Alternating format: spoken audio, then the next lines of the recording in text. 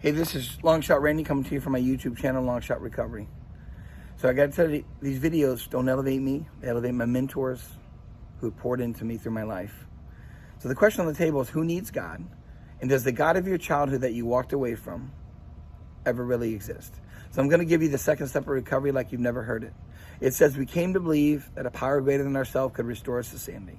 So let's talk about the insanity. The insanity is not what we do on the drink or the drug. It is not the divorces. It's not the money that was spent. It's not the job that was lost. That's not the insanity that we're referring to. It's not the consequences, okay? The insanity is in lieu of the consequences, you still go out and pick up a drink or a drug thinking it's going to be different this time. And insanity is not doing the same thing over and over, expecting different results. Insanity is doing the same thing over and over, knowing what the results were going to be.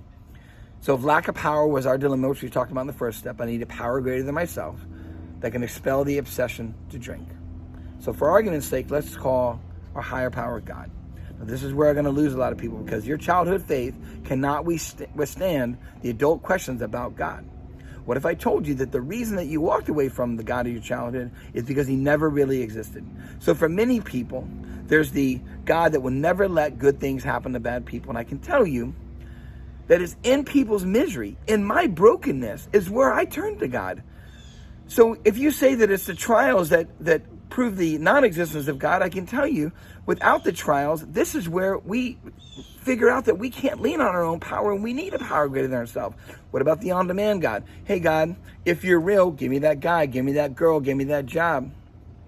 You asked for a miracle, it didn't happen. You asked for a sign, it didn't happen. God's silence is not proof that he does not exist. Imagine if we got everything in this world that we wanted. Think about that guy you wanted in high school, that girl you wanted in high school, that job you wanted. Imagine if we lived in a world where everybody got what they wanted.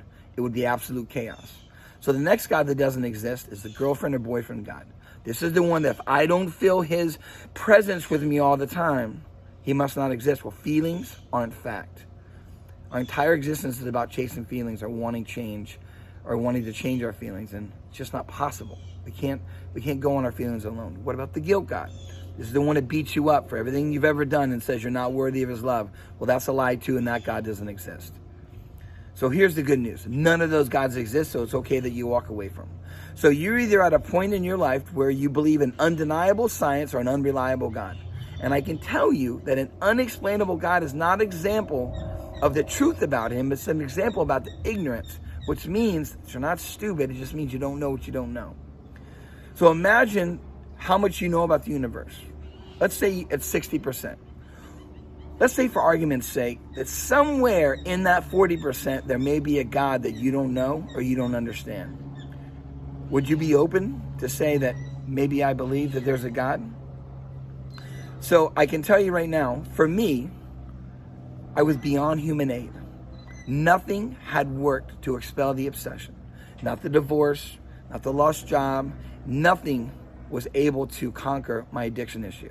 So step 2 does not require you to believe in God. It only asks the question, are you willing to believe? And if that is possible, I can tell you this. If you're willing to believe, the rest of the steps are designed for you to connect with your Creator, to grow closer to him, to start to understand him.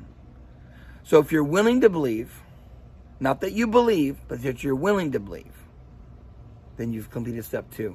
Thanks for watching. This is Randy at Long Shot Recovery. You can reach me at Randy at Long Shot Recovery. A radical departure from the old life is possible if you just make a few changes. God bless.